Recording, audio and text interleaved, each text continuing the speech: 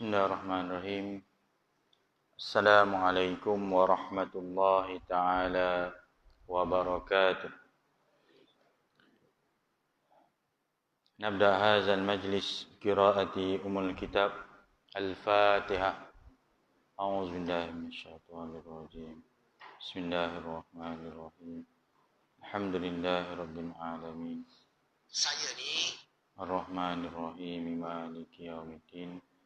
إياك نعبد وإياك نستعين اهدنا الصراط المستقيم صراط الذين أنعمت عليهم غير المغضوب عليهم ولا الضالين. الحمد لله رب العالمين والصلاة والسلام على أشرف الأنبياء والمرسلين وعلى آله وصحبه أجمعين.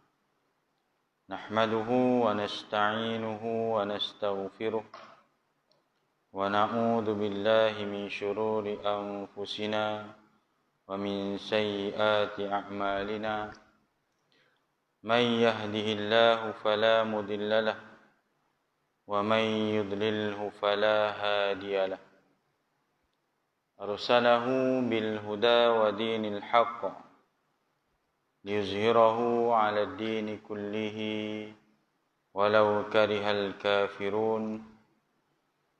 قال الله تعالى في كتابه العزيز: يا أيها الذين آمنوا اتقوا الله حق تقاته ولا تموتن إلا وأنتم مسلمون. صدق الله العظيم. أما بعد.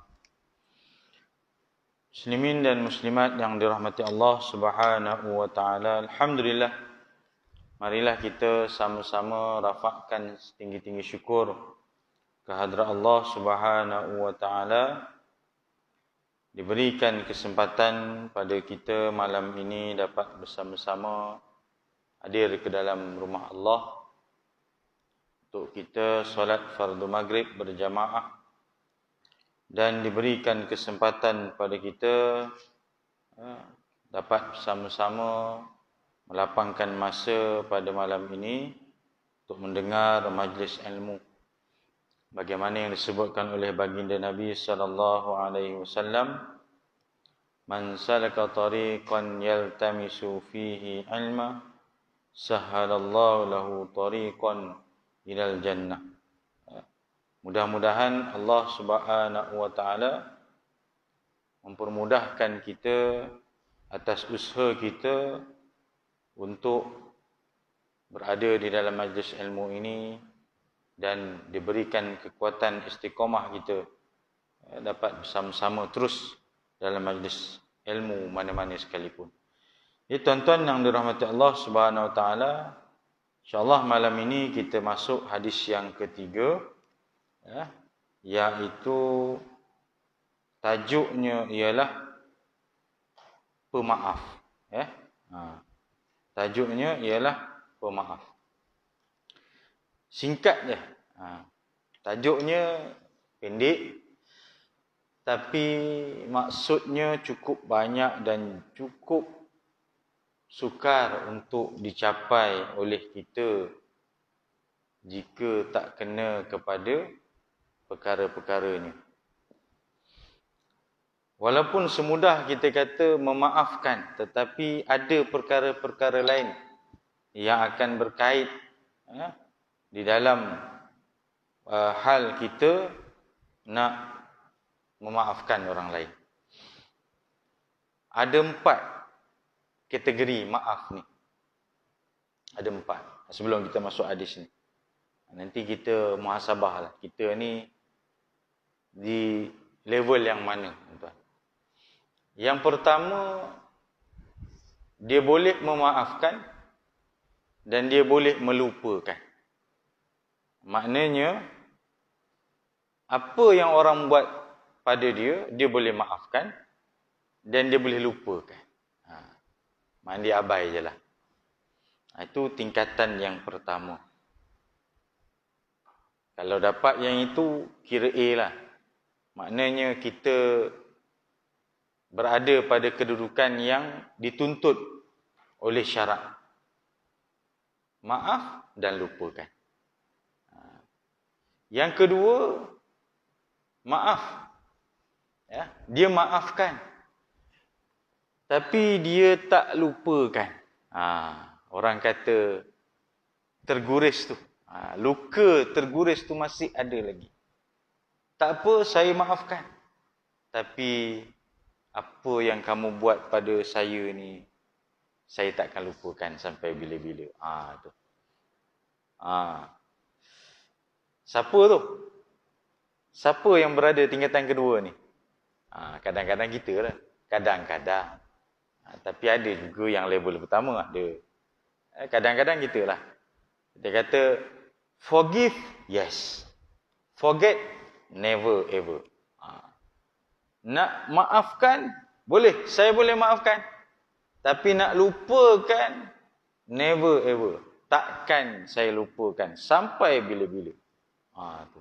Dia punya pegang tu dia kata. Ya. Sebab tak nak panjang cerita, aku maafkan je lah kata dia. Tapi aku simpan lagi apa yang kau buat pada aku. Tu. Jadi harap-harap kita clearkan lah. Kita clearkan.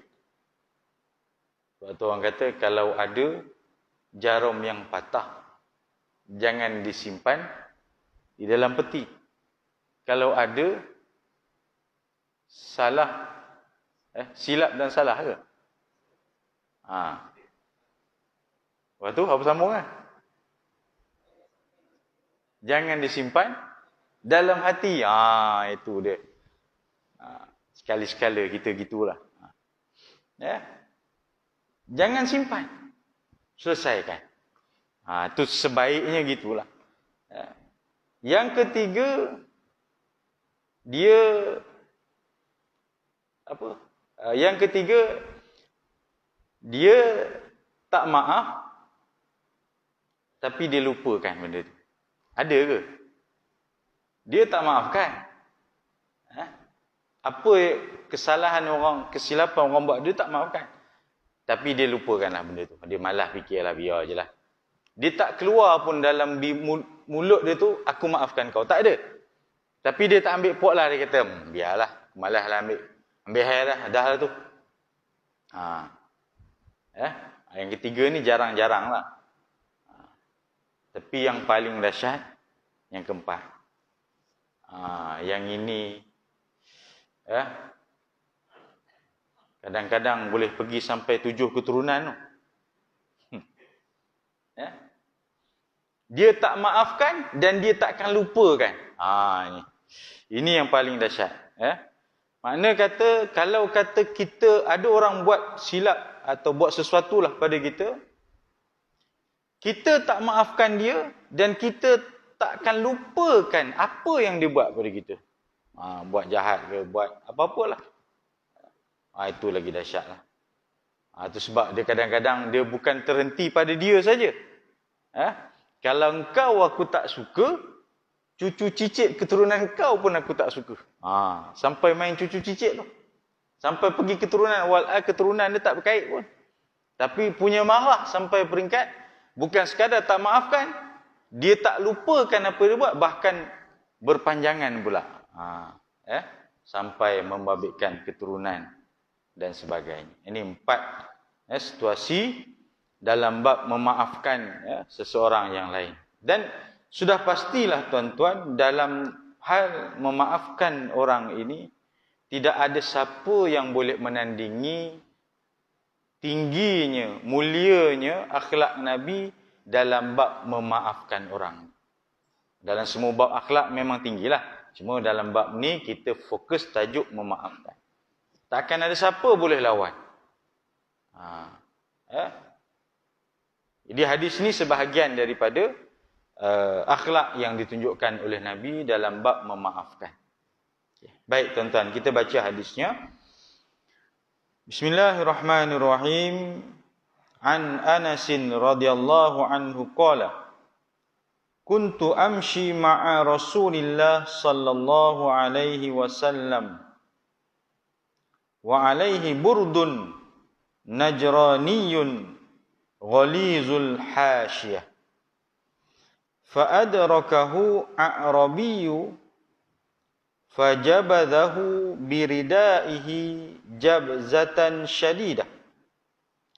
Fanazartu ila safhati atikin nabi sallallahu alaihi wasallam. Wa qad atharat biha hasyiyatul burdi min shiddati jabzatihi. Thumma qala ya Muhammad mur li min malillah alladhi indaka. Faltafata ilaihi fadhahika thumma amara lahu bi'ata'in. Muttafaqun alaih.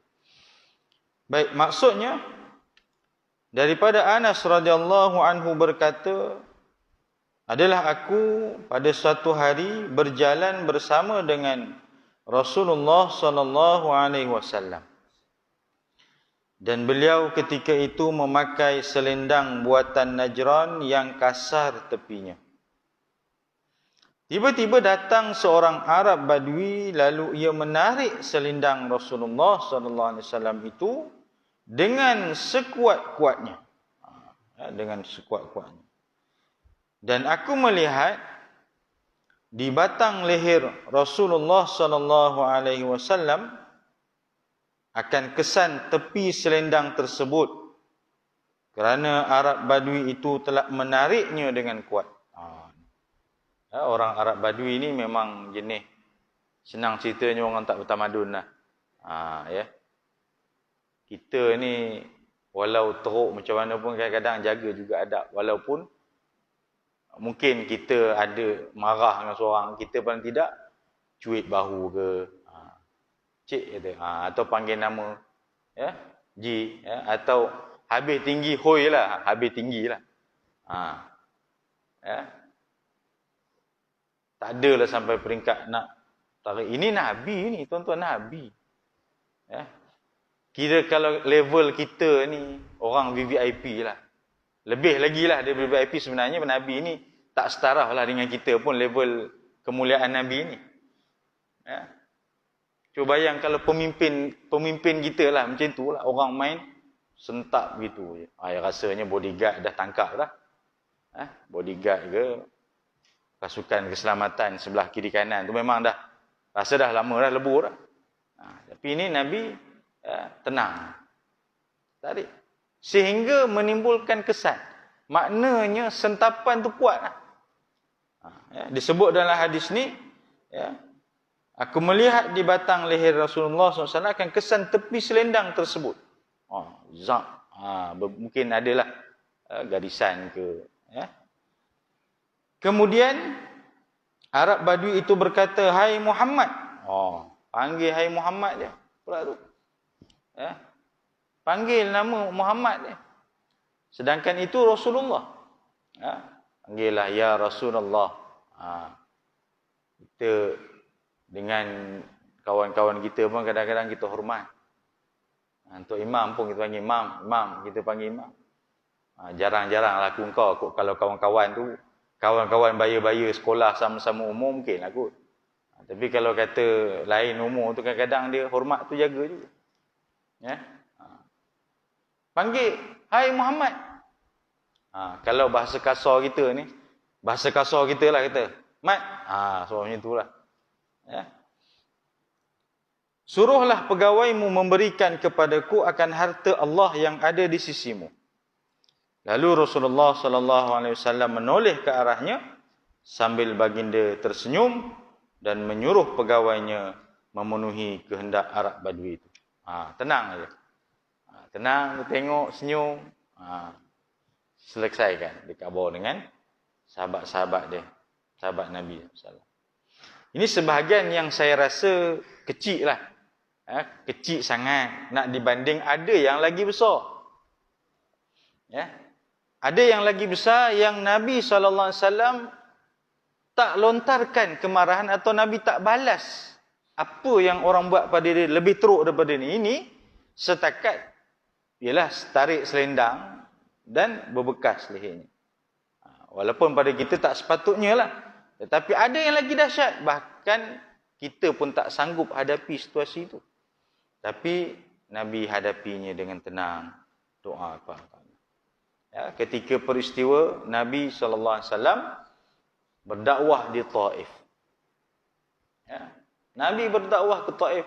Selepas dakwahnya tidak diterima di kota Mekah, Nabi dengan sahabat pergi berdakwah di Taif.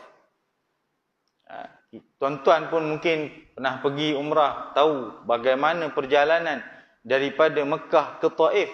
Kita pergi naik bas. Ya, kita pergi naik bas. Ya, mencecah hampir, yalah, ada yang kata dah lebih 2 marhalah. Lepas tu ada yang kata siapa yang pergi Taif kena buat tawaf wada'. Jauh lah, senang cerita jauh. Itu naik bas. Bayang kalau zaman Nabi mungkin sekadar naik unta ke, atau mungkin berjalan kaki. Ya. Pergi dengan pengharapan, ya, mengikut riwayat mengatakan Nabi pergi memilih Taif itu kerana bersebelahan dengan Taif itu ada perkampungan Bani Sa'ad, iaitu tempat baginda menyusu dengan ibu susuan masa kecil dulu. Itu setengah pendapat ulama menyatakan demikian. Ya. Dengan harapan untuk menyebarkan dakwah dan orang di situ terima dakwah yang dibawa oleh Nabi. Tetapi apa yang berlaku sebaliknya? Nabi dilontar dengan batu, dibaling batu, bahkan sampai ke peringkat disebut dalam riwayat berdarah, patahnya gigi Nabi. Darah, luka Nabi kerana dibaling oleh penduduk-penduduk di Taif ketika itu.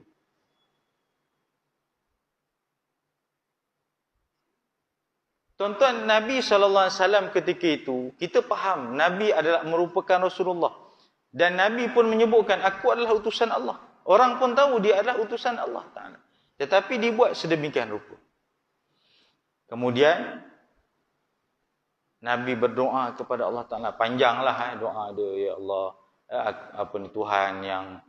Tuhan kepada hamba-hamba yang lemah. Ya. Tapi Nabi tak minta pun satu doa supaya, ya Allah, kau turunkanlah bala kepada ni orang-orang Taif ni tadi. Bahkan malaikat sendiri turun menghantarkan, memberikan, orang kata apa? Nak bagi bantuan lah. Nak bagi bantuan. Malaikat kata, bagi tahu je. Aku akan angkat 2 gunung. Ya. Ada 2 gunung dan hempap mereka-mereka ni, penduduk ni. Malaikat dah offer dah. Malaikat dah offer dah. Kita ni kalau geng datang. Kalau geng masa tu datang, tuan-tuan. Ucuk dia cerita ulam datang. Dia kata, kau datang tepat pada masanya. Uruskan, dia kata. Ya. Tapi Nabi tak. Malaikat ni, tuan-tuan, apa je boleh buat? Macam-macam dia boleh buat. Ya. Setakat nak hapuskan nyawa orang-orang yang buat Nabi itu boleh je. Tapi Nabi tak buat. Tapi Nabi bagi tahu pada malaikat. Dia kata apa?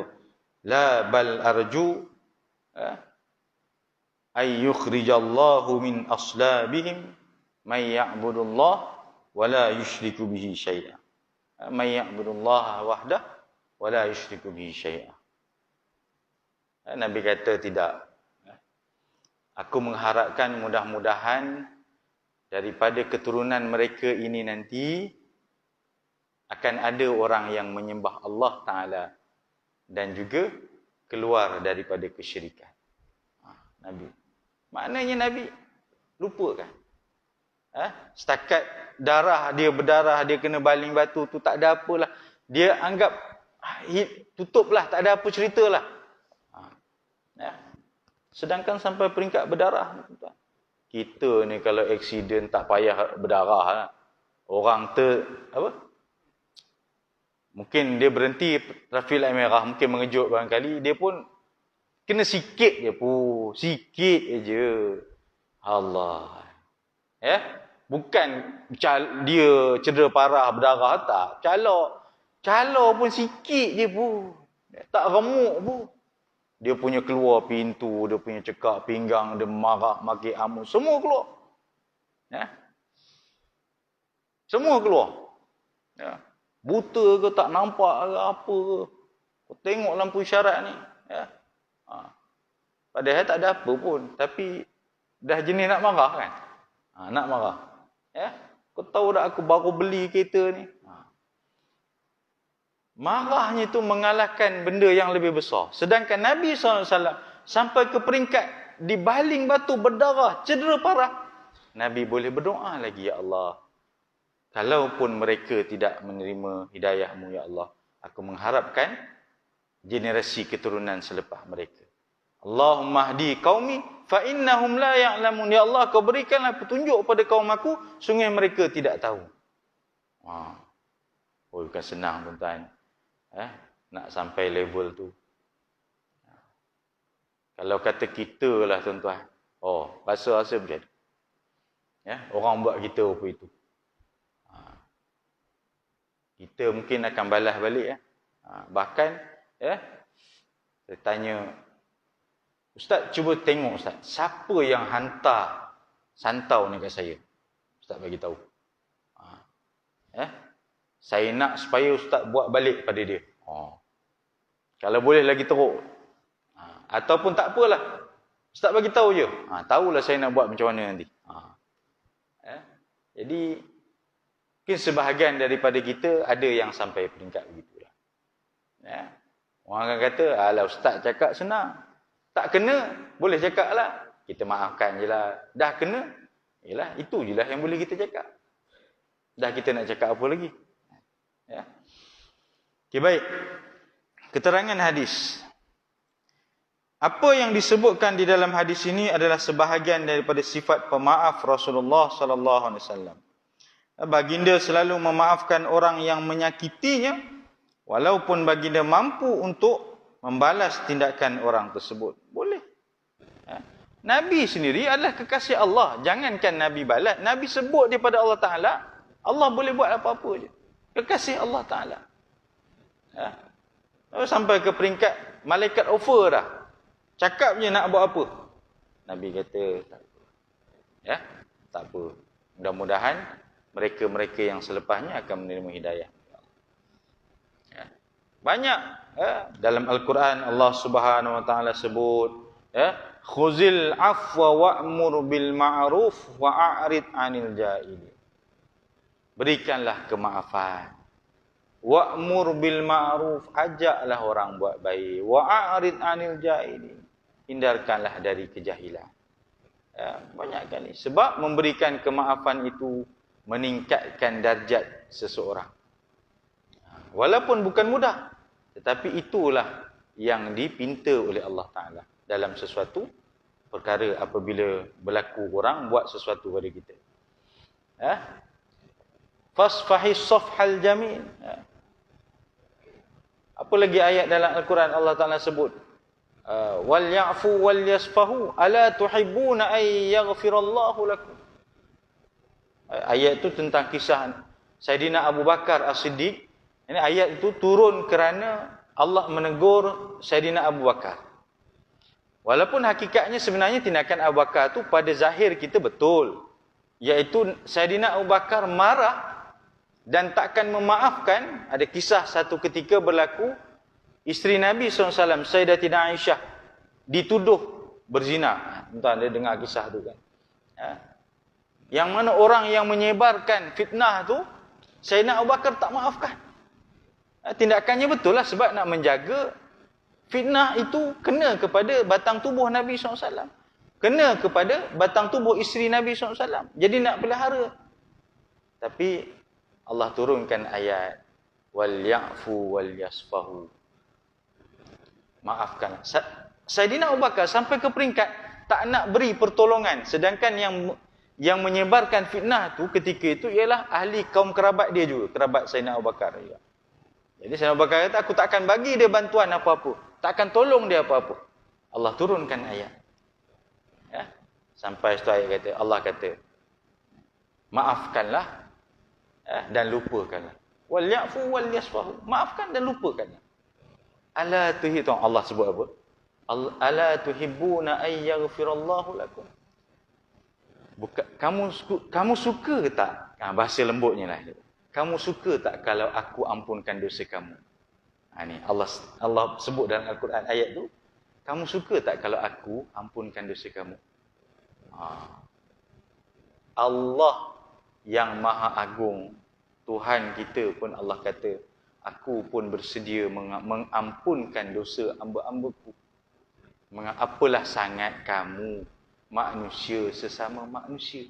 Maksud sebaliknya gitu. Ala tuhibbuna ayyaghfirallahu lakum. Sayyidina Abu Bakar kata, sudah pastilah aku pun inginkan dan aku suka Allah ampunkan dosaku. Maka selepas itu Sayyidina Abu Bakar pun ampunkanlah, maafkanlah kesalahan yang orang yang menyebarkan fitnah tadi dan dilupakan. Itu ayat Allah Subhanahu Wa Taala yang Allah sebutkan. Dan banyak lagi lah ayat-ayat yang menceritakan tentang supaya kita ni sentiasa memaafkan. Wal afina 'anil nas, dan orang-orang yang memaafkan orang lain, ya. Wal kaziminal ghaiza wal afina, orang yang menahan diri daripada kemarahan, wal afina 'anil nas, dan juga orang yang memaafkan kesalahan orang lain. Itu yang Allah Taala suruh dalam Al-Quran. Okey, baik. Apatah lagi kalau orang yang menyakiti beliau itu dari kalangan orang yang jahil yang tidak memahami kedudukan baginda sebagai Rasul yang membawa rahmat sekalian alam. Yang datang itu ialah orang Arab Badui yang memang orang, istilah kita sebut tadi, orang yang tak ada tamadun, orang yang tak tahu apa kan. Tak tahu adab, tak tahu hormat. Sedangkan orang yang tahu pun Nabi akan maafkan kesalahannya. Apatah lagi orang yang tak tahu apa-apa. Mungkin dia tak tahu itu Nabi ke ketika itu. Sebab orang Arab Badui ni orang duduk mungkin di pedalaman, orangnya di kawasan padang pasir yang terpencil dan sebagainya. Okay. Bahkan dalam peristiwa yang lain Allah rakamkan kisah Nabi Yusuf lebih awal daripada itu. Kisah Nabi Yusuf yang mana dibuang oleh adik-beradiknya di dalam perigi masa kecil. Dibuang oleh adik-beradiknya dalam perigi. Tuan-tuan boleh baca dalam surah Yusuf. Apabila Nabi Yusuf mimpi ada bintang sujud kepadanya, kemudian ayah dia kata itu mungkin tanda-tanda kenabian kamu. Ayah dia kata jangan kamu cerita kepada adik-beradik kamu, abang-abang kamu. Nabi Yusuf adik-beradik yang muda lah, abang-abang dia yang atas. Jadi oleh kerana dia kecil, dia cerita. Bila dia cerita, cemburulah abang-abangnya, dan abang-abangnya berpakat nak, kira macam nak bunuh dia lah. Asalnya cadang nak bunuh, uqtulu Yusufa. Kita bunuh je lah Nabi Yusuf ini. Dan dia cadangan kata daripada dia kata tak ya. Qala qailum minhum la taqtulu Yusuf. Janganlah kita bunuh dia. Wa alqu fi ghayabatil jubb. Letak je kat telaga perigi buta, lepas tu kita ceritalah ke ayah kita nanti, kita kata Yusuf ini telah dimakan oleh serigala. Tunjuklah bukti baju dan sebagainya. So, adik-beradik buat kat dia. Ini cerita adik-beradik lah pula. Kita ni kadang-kadang ada yang bergaduh sama ahli keluarga, sedangkan silaturahim rapat. Orang kata cari-cari bulu ayam, akhirnya bertemu juga. Air dicincang takkan putus. Itu hubungan adik-beradik. Ni. Abang-abang dia buat Nabi Yusuf macam tu masa kecil. Tapi apabila Nabi Yusuf dah besar, Nabi Yusuf dah jadi sebahagian daripada pegawai kerajaan, kita kata istilah hari mungkin menteri lah dalam kerajaan ketika itu, dia tahu yang datang ke kita kata istana dia masa tu adalah adik-beradik dia. Tapi dia tak pernah pun nak buat balik apa-apa pada adik-beradik dia yang buat dia masa tu, masa kecil. Nak berdendam ke apa ke tak ada. Itu antara yang kita dapat kongsikan lah. Bahkan banyak lagi lah kisah-kisah yang lain yang kita boleh tengok tuan-tuan. Tindakan orang yang jahil tidak boleh dibalas melainkan hanya dengan lemah lembut dan kemaafan. Kerana kalau kita cuba melawan mereka, kita juga akan jahil seperti mereka. Biasanya orang yang jahil akan berbuat apa sahaja atau bercakap apa sahaja asalkan dapat melawan musuhnya. Sedangkan kita tidak akan berbuat demikian. Jadi kalau mahu melawan mereka, sudah tentu kita akan berbuat atau berkata seperti orang jahil pula, maka kita akan tergolong dalam golongan orang yang jahil juga. Ini maksudnya orang Arab Badui tadi mungkin pada anggapan Nabi dia tak tahu. Dia orang Arab Badui, mungkin tak kenal Nabi misalnya. Jadi tak payahlah. Biarlah. Abai je lah. Apa dia nak tu cakap ikut je lah apa turutan dia. Sebab kalau lawan juga nanti seolah-olah kita pun macam dia juga. Itu sebab orang kata, Imam Syafi'i kata, aku boleh berhujah dengan 10 orang, aku boleh berhujah dengan 10 orang yang berilmu. Tapi aku tak boleh berhujah, berjidal dengan seorang yang jahil. Sebab kalau jahil ni tak tahu apa, kita pun akan terikut rentak. Jadi lebih baik kita diam. Lebih baik kita diam. Biarlah si luncai terjun dengan labu-labu.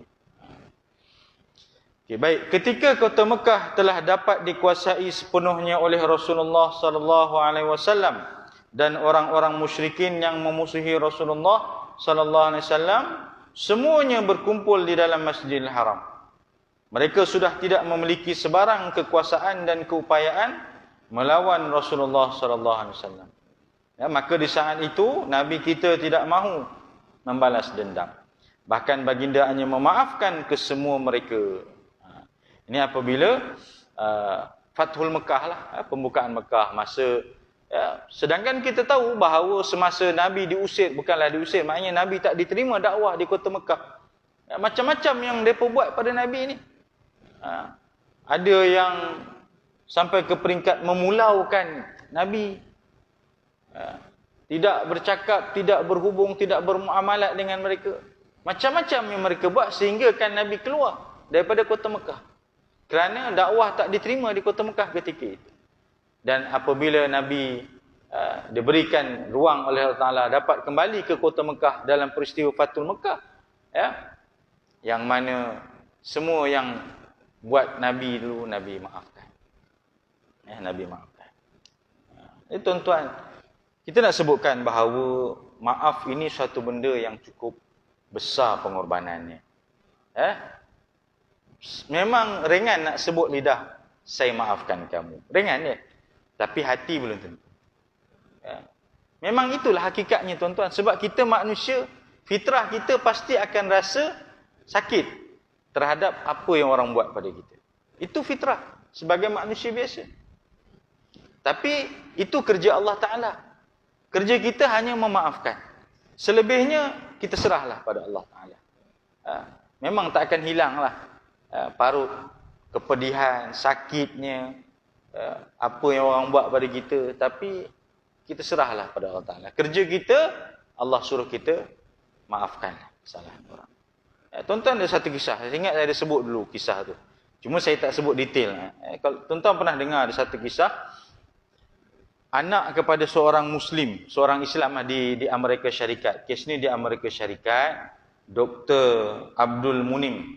Dia orang Thailand tapi dia dah bekerja di sana lah. Di sana anak dia Salahuddin ditikam mati oleh orang bukan Islam. Anak dia ketika itu bekerja sebagai, kalau tak silap saya, penghantar pizza atau makanan lah. Delivery. Mungkin ketika itu dia nak curi ke, nak merompak ke, wallahualam. Tapi anak dia dibunuh. Yang dituduh di mahkamah tu, orang bukan Islam tu, nama dia yang tertuduh tu Trey Alexander Relford. Dia didakwalah di mahkamah. Apa yang berlaku tuan-tuan? Seorang bunuh anak kita. Bunuh anak dia, bunuh ni. Bukan bunuh tak sengaja, memang bunuh sungguh. Memang ada niat bunuh, membunuh. Dia maafkan kesalahan salah. Dia maafkan. Saya maafkanlah kesalahan kamu membunuh anak. Lepas tu dia peluk. Dia peluk tuan-tuan. Dia peluk orang yang bunuh anak dia tu dan mengalirkan air mata. Tuan-tuan bayang. Orang yang bunuh anak dia, dia boleh maafkan dan disebut saya hanya menjalankan apa yang Allah Ta'ala suruh dalam Al-Quran. Khuzil afwa. Maafkanlah. Wal ya'fu wal yasfahu. Maafkanlah dan lupakanlah. Itu Allah Ta'ala suruh dalam Al-Quran. Allah suruh kita maafkan dan kita lupakan. Dan asbab itu tuan-tuan, berita itu mendapat liputan satu dunia. Nilai maaf itu cukup besar. Dan dikabarkan dengan sebab dimaafkan itu, dimaafkan maknanya keluarga yang dibunuh tu memaafkan dia, dia punya hukuman tu diringankan sikit lah. Dia tetap dihukum tapi diringankan sikit. Kalau tak silap saya dipahamkan 31 tahun kot hukuman penjara ni. Mungkin asalnya lebih tinggi lah. Tapi sebab dimaafkan itu katanya diringankan. Dan dia siap berdoa lagi. Ayah ni, ayah yang anak dia dibunuh tu siap berdoa lagi. Saya doakan mudah-mudahan kamu nanti akan berjumpa dengannya di syurga. Satu. Yang kedua, saya doakan mudah-mudahan kamu mendapat pengajaran daripada apa yang berlaku. Kalau kita tak tahu, mungkin dengan asbab tu dia masuk Islam, kita tak tahu. Bukan mudah tuan-tuan. Ini cerita nyawa ni. Cerita nyawa. Kita jangankan nyawa. Kasut hilang. Berebut parking pun bergaduh. Apa ni? Kawan parking sebelah, jiran sebelah. Dulu parking sekejap barangkali kot. Sementara nak ni. Itu pun dah marah. Kemain. Tanam pokok, buah jatuh sini. Daun jatuh ke jiran sebelah. Bising, gaduh, macam-macam. Macam-macam. Kucing, kawan ni bela kucing. Taiknya pergi ke jiran sebelah. Benda tu kadang-kadang kita nampak alah kecil je. Tapi itulah yang memutuskan silaturahim masyarakat kita. Yang besar-besar lagi macam-macam lah. Apa lagi yang kita nakkan tuan-tuan? Kita hidup dunia ni tak lama. Kita hidup di dunia ni singkat. Jadi kalau kita tak maafkan tuan-tuan, jenuh kita nak cari di akhirat. Jenuh orang tu nak cari kita di akhirat. Dan kita akan dapat kemuliaan apabila kita memaafkan. Bukan mudah, memang bukan mudah. Tetapi tak sesukar untuk kita nak memaafkan kesalahan orang. Maka di saat itu Nabi kita tidak mahu membalas dendam. Bahkan baginda hanya memaafkan kesemua mereka. Kecuali hanya beberapa orang yang sangat ketara sekali memusuhi Allah dan Rasulnya. Itu pun kalau mereka masih lagi kafir dan tidak mau beriman. Itu syarat hanya sebab dia tak beriman je lah. Kalau kata dia beriman, Nabi maafkan dah. Selesai. Tak ada masalah. Kita ni kadang-kadang dah jadi jenazah pun, dah meninggal pun, baru nak cakap, apakah kita nak katakan jenazah ini insya-Allah baik. Dah mati dah, tak ada makna dah. Masih hidup kau bukan main lagi, aku tak nak jumpa lah, putus saudara lah, putus silaturahim lah, macam-macam lah kita cakap. Punya benci, punya marah sebab apa-apalah isunya. Dah mati baru nak cakap, baik, semua baik. Tak ada makna lah masa tu. Sebab dah mati. Jadi sebelum terlambat, kita salinglah memaafi antara satu sama lain. Jangan tunggu raya. Ini raya baru nak minta maaf. Minta maaf. Maaf Zahid dan Matin. Sebelum tidur je, minta maaf. Sebelum tidur je, minta maaf dengan isteri. Abang minta maaf ayah. Malam ni, mulakan. Kalau belum lah. Kalau dah biasa tak apa. Kan rumah pelik pula. Apa abang tiba-tiba minta maaf? Tak apa. Minta maaf. Walaupun kita kata, mungkin kita tak ada buat salah apa-apa. Tapi tak apa, tak salah. Minta maaf. Selalunya bila tiba-tiba minta maaf ni, dia satu benda yang lain. Contohnya, tuan-tuan, saya di kesempatan ni, saya minta maaf banyak-banyak atas salah silap saya. Kerana insyaAllah, minggu depan saya akan berangkat ke Tanah Suci. Nak pergi Tanah Suci, baru minta maaf. Tuan-tuan, saya minta maaf salah silap saya kerana insyaAllah, mulai minggu depan saya akan bertukar di tempat kerja baru. Dan nak tukar, baru minta maaf. Tuan-tuan, saya minta maaf banyak-banyak salah silap saya. Saya insyaAllah akan pencin. Sentiasa minta maaf. Sentiasa minta maaf. Jadikanlah kalimah maaf tu bermain di bibir-bibir kita. Minta maaf je, saya minta maaf. Kadang saya terlupa je. Saya minta maaf banyak. Tapi kadang-kadang kalau saja-saja buat pun kadang-kadang kita pun bengang juga kan. Kalau dah selalu buat salah, asyik minta maaf, salah minta maaf, salah minta maaf, tak?